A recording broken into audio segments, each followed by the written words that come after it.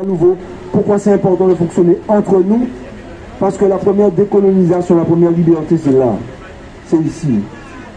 Tu ne peux pas me dire que tu n'aimes pas l'américain et on les manger biscuit.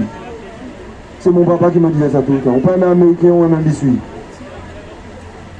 Donc, on a besoin de créer, de faire des choses. Des choses qui seront pour talent. Oui, moi-même, pour talent. Pour talent pour le pays. On a besoin de faire ça. Et donc vous, votre rôle en étant ici, c'est de suivre qu'est-ce qui se passe, transmettre l'information, mais aussi aider les associations qui sont ici. Être présent. Aider, ça ne veut pas dire forcément donner de l'argent. Mais ils ont peut-être besoin de quelqu'un qui va leur prêter une camionnette comme ça qu'on a là. Ils ont peut-être besoin de quelqu'un qui va leur prêter un groupe électrogène. Ils ont besoin de quelqu'un qui puisse faire les pancartes dans les manifestations. Ils ont besoin de quelqu'un à la sécurité. Ils ont besoin des gens de faire la publicité de l'événement. Ça, c'est aider. Avant que quelqu'un me pose la question, je l'ai dit parce qu'on nous a posé la question sur toute la route.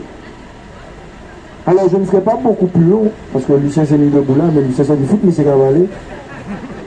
Je vais écouter, parce que si je devais parler, notre misère est tellement intense que je pourrais vous parler jusqu'à demain. Parce qu'on n'est pas venu pleurer ici, mais on a une misère qui est incroyable. Et je peux vous dire que ce que nos yeux réalisent comme nous sommes sur le terrain, je ne souhaite pas à vos yeux de voir ça.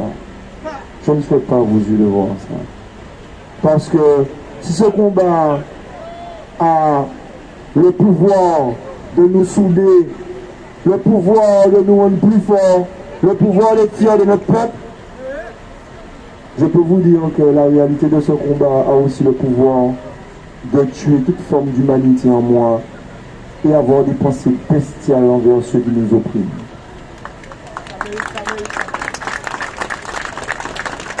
On ne va pas succomber à ça, on va tenir jusqu'au bout parce que sinon ce serait jouer leur propre jeu et devenir aussi mal qu'eux. Et moi je tiens à rester humain jusqu'à la mort.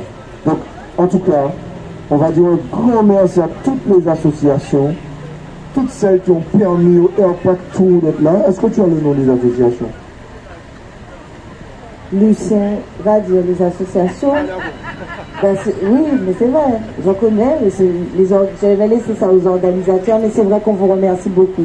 Mais avant de finir, depuis tout à l'heure, j'ai voulu demander à Président Petito, tu sais, il n'y a jamais de hasard dans la vie. Et tu sais que dès que je vois un truc, j'observe, je regarde, je dédie et je me pose des questions. La marche était organisée, mais pas organisée jusqu'au point où on se retrouve là, tous les deux. Et là, on est devant une statue, mon rêve qui papa et qui maman et qui nous, ça m'intéresse pas. Mais tout en haut là, c'est écrit Pax. Pax en latin, ça veut dire paix. J'ai cherché sur internet, je ne suis pas plus intelligente que personne ici. Et puis, comme j'ai vu qu'il y a plein de dates, je regarde devant quelle date nous, on est debout. Et puis, attends, et puis, j'ai vu 29 juillet 1830. Alors déjà que ça se rapproche de la date de mon anniversaire, je dis qu'est-ce qui s'est passé le 27 juillet 1830? 27 au 29 juillet 1830, l'insurrection des Trois Glorieuses. Dès 1828, les troubles urbains et ruraux se déclenchent en France du fait de la dégradation de la vie de la population, des médiocres récoltes et de l'augmentation des prix des denrées alimentaires.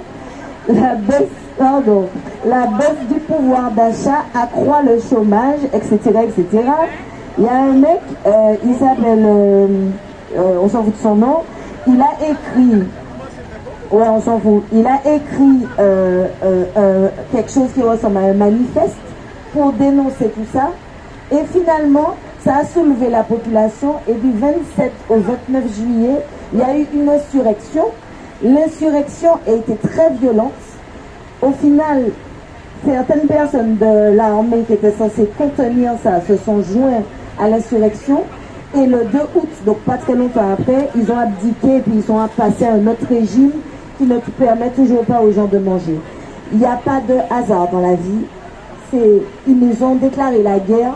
On se retrouve ici, à la croisée des chemins, un an après, dans la chanson qu'on écoute tout le temps, La vie a trop cher, et puis d'autres chansons, il y aura avec panier, ils ont devant poule.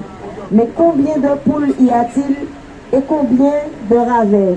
Eh bien, moi, j'ai envie de vous dire qu'il y a deux irréductibles Ravers, si c'est nous les Ravers, qui sont là devant vous, et quelques autres irréductibles qui sont encore là, et nous pas qu'il là, j'ai aïeux d'ailleurs. Et on ira jusqu'au bout de ce combat ensemble, et je suis persuadée qu'on va trouver les solutions. Lucien me demandait de lire le livre rouge, de vous lire des parties du livre rouge, mais on l'a déjà lu. Il est sur les réseaux, je vous promets de faire en sorte qu'il soit téléchargeable d'ici 2 jours, parce que c'est vrai qu'on était en tournée. Et je vous encourage à le lire, parce qu'on l'a déposé au ministère des Outre-mer pour que eux ils le lisent, parce que nous, même si tout le monde le lit ici, nous n'avons pas encore le pouvoir de changer les choses. C'est pour ça que Rodrigue vous a expliqué tout ça, et que à partir de maintenant, on va se concentrer sur comment arriver à l'autonomie totale. En attendant, je vous aime beaucoup, je vous remercie pour tout, et n'oublions pas qu'il n'y a pas de hasard dans la vie, il y a une histoire qu'on est en train d'écrire, un cycle qu'on doit arrêter, et c'est à nous de le faire pour que les générations futures puissent être fiers debout, et que nous, on puisse être fiers de nous, d'avoir été ceux qui n'ont jamais rien lâché, et qui ont permis que ce combat aboutisse. Lucien, Lucien va conclure.